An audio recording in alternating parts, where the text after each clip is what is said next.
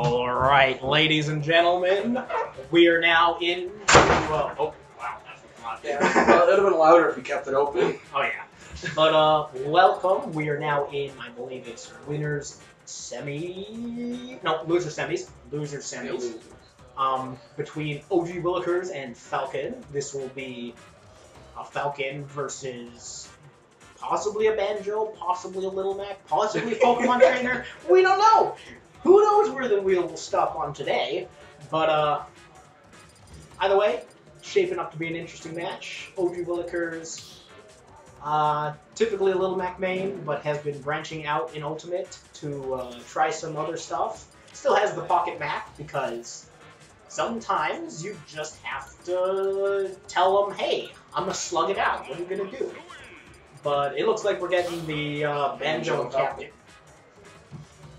So, the name may imply Falcon mainly just plays Captain Falcon, but he has a fairly good Pocket Lucina and Monica. So, if this doesn't work, I could spin switching. well, the thing is with Banjo is that, like, he's probably the most honest DLC character in the game. Because, like, even Piranha Plant, like, while he's, like, considered bad, he's got some... he's got a true, like, DLC move where it's just, like, yeah, Wonder Wing is good, but, like, it's not, like, holy shit, what the fuck do I do? It feels like he was in the base game, not a DLC character. Yeah. No, we almost saw the best projectile in the game. Now, the ability to gimp with up Bs is hilarious, and I really want to see someone die to that, and at the same time, I don't want to see someone die to that because that's heartbreaking. Like, I want to see someone's soul leave their eyes, but at the same time, I don't want that to happen, because that's just awful. Ooh, that would have been interesting if that hit that, because... Ooh, misses the attack on the back air. Yeah. But, it's really interesting with the down B, because, Banjo's down B, really combos into a lot of stuff if you expect it to hit. So, like, if you expect to hit and you go for it, you can do a lot of... It's true to Wonder Woman, I'm pretty sure. If you're up close and you hit it, it pops it off. At a certain percent, yeah. But, like, I see more consistently somebody will just preemptively do a forward arrow. Oh, yeah. No. Oh, God, there, yeah. This is the... Like, it's understandable to do it early on in the set, just as a test to see if you know. Because it's still relatively new for Banjo. Not everybody is still familiar with what he can do. But, like, once you've done it once and you realize Falcon knows that Falcon's gonna punish, it's now, okay, let's just not put that. Ooh, that was clean into the meat of the quick roll. Yeah. Banjo's a heavy boy, surprisingly. Like, he's, I think he's middle of the pack for heavyweights. So he's about, like, the weight of, like, Samus and stuff like that. Which is pretty heavy, all things considered. But, that Wonder Wing was a little sus there, but... Yeah, yes. He gets back to stage, but, like, now he's out of Wonder Wing, so he's not in a... No more DLC. And, like, I feel like OG Wilikers needs to start spicing in, like, more throws, but, like... Forward smash? I mean, if you're gonna land the forward smashes, you don't need anything. And can we speak of the abusive relationship that Banjo is in? Literally beating his partner, grabbing him by the legs, swinging him over his head. Like... Not only is this like, that's sneaky there, because, don't quote me on this, this will be my frosty fact for the character, but I'm pretty sure there's like a couple frames where Banjo is intangible. Oh, at the top there. He tried to air dodge to avoid the blow up, but he didn't time it right. Would have been safer to have just tossed it backwards or something. But, yeah, you can't predict everything, especially because of the fact that, like, it's fair to say that this is not like a day one Banjo, but it's at best a week one Banjo. Yeah. And, like, yes, Banjo's got some really good buttons, but, like, he is nice forward air read there.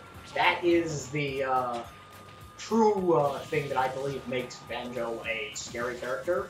If you can land the grab at higher percentages, Wonder Wing kills. You force them between a rock and a hard place, because at certain percentages, Banjo can just down throw you, and basically look to see how hard you're mashing.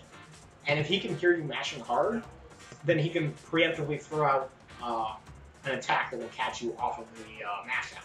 But if he doesn't hear you mashing, then he can just hit you with a smash attack because you're not going to break out in time and he'll just get free hits on you and he can kill you really early. So, online, you just have to read. But in tournament where you're sitting next to the guy, keep that ear peeled. You can hear it.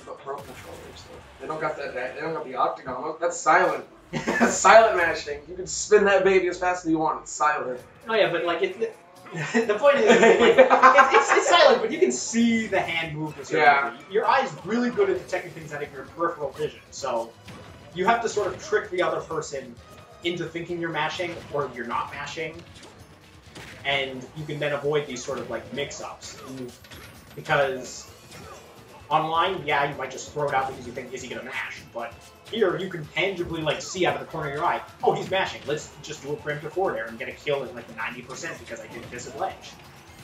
And that's probably the scariest part of Banjo. It's not his Wonder Wing, it's not his down B being able to zone, it's not the neutral B being fairly fast for a projectile.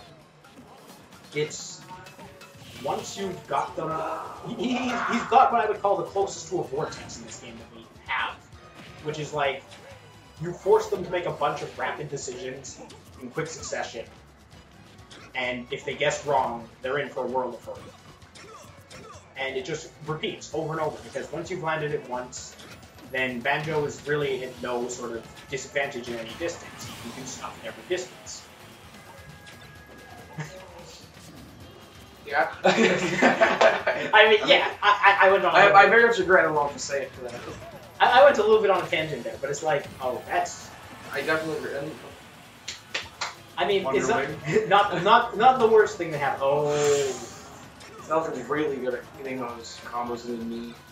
Down here. Part of it's conditioning too, because like that knee is not true unless he reads a jump. Because if OG doesn't jump, oh, he can make that. Okay, yeah. Unless Falcon decided to be like, no, he's sending him to the Shadow Realm. He's making back the guy. Not from that. Did he down air?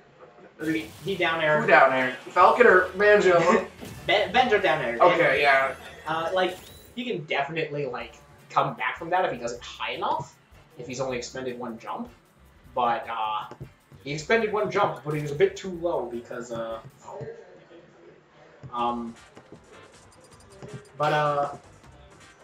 think what he wanted to do was he wanted to down air right at the edge, because if he does hit with, it's not like, there's a certain point where when you hit it with it, it doesn't spike anymore, but like there's a couple frames, like 20 frames or something like that, where if you hit with it, it spikes.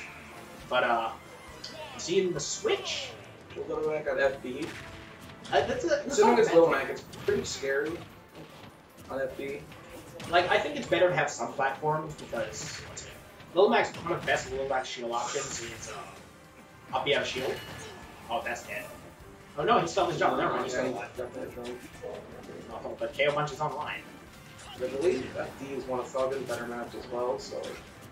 Well, it's the fact that both characters really benefit from platforms, but they're both also perfectly fine with playing an honest match against each other because both characters are pretty honest on stage. When there's no platforms to deal with, they can both deal with it.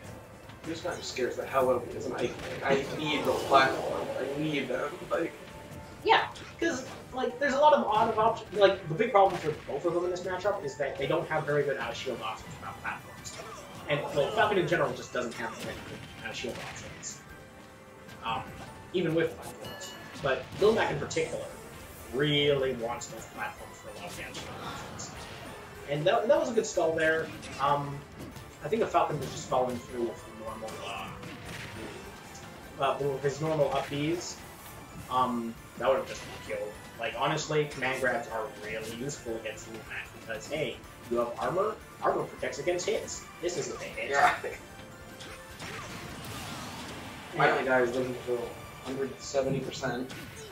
And, like, this is part of the scary part of it. The fact that Falcon can't sort of back off with a platform. Because, like, when you're fighting a Little Mac, what you really want to do is sometimes just disconnect and give yourself time to breathe and take the Falcon, or take the Little Mac out of his comfort, out of his groove, and essentially reset. But if you can't reset and Little Mac can just run you down, there is no platform to retreat to, this can be a very oppressive match because it's like, he's hitting buttons. What do I do? Yeah. And there's to confirm the 2 jabs into up B, which is true only at a certain like percentage. Oh, that guy would have probably killed there if he landed that. But I don't think it was the wrong choice to do the up air. Like, oh, he's spacing that well. If you go too high with that, he'll just clip you. There's back air. On the last stock. And it's still very much an even game because all it takes is one errant jump. And he realizes this. He's played enough Little Mac. He played it before. He knows that he can't just use his jump like willy-nilly. And OG Wilikers accidentally did it. Accidentally did the down angle forward smash there, but I'm the up smash, so it doesn't matter. Still gets it. But yeah, this is one of those matchups where like I feel like you'll see Falcon switch because I don't like fighting Little Mac with any sort of character that needs to get in your face because I want the ability to have options to sort of make the Little Mac squirm. And that's really how, against a lot of these characters, you have to sort of do it. Because that's it. Sometimes playing honest against a character that excels at just punishing honest play is not the right choice. You have to just be phenomenal at reading him and knowing what you have to do to punish out of every option. And you can still lose because it's fundamentally fighting an unhonest fight by trying to be honest. You have to play to your strengths. And if you're going to play right into Little Mac's strengths, you're going to lose. You do see a switch when he's fighting Mario. Because he has a very good Mario. I mean, a lot of gimping options like Cape and Down B. Cape really makes it scary for Little Mac, because a change from 4 that a lot of Little Mac players complain about is you use Jolt Haymaker and you don't touch the stage. And there's the Mario. I probably called it there. Yeah.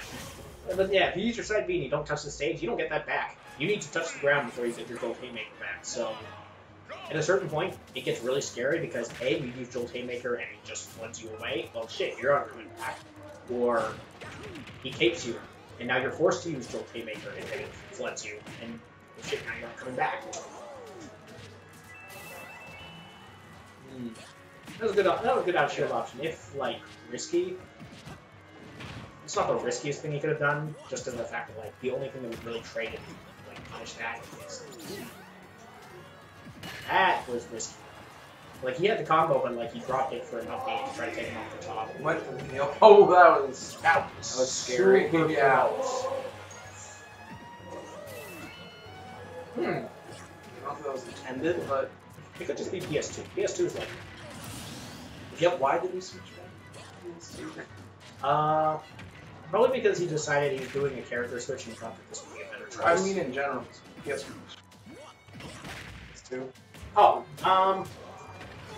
we had PS2, then we switched to PS1, and now back to PS2. I don't know. People are weird. Yeah, I think this is a PS2 thing. Where on that, like on the ledge, it's like just you don't snap. Yeah. Like there's a kind real of like a Lilac thing. Yeah. Well, even Lilac, you snap a little bit better than this because like I feel like this is like a really tight. It doesn't get the up B. It doesn't grab with the up B. Yeah, but it's not like he's really like stressed out by that outcome. He still has a lot of extra credit. This is very much still a winnable situation. He's not like if he lost that stock and they were like even before he lost it, then yeah, I could understand being a little upset. But oh, that's not good. They're gonna right up the top. Yeah, That was clean there from Falcon. Combo started on top of the platform, and that is not good. Like, but it doesn't matter. Just do it. Little Mac, officially sponsored by Nike. Just do it.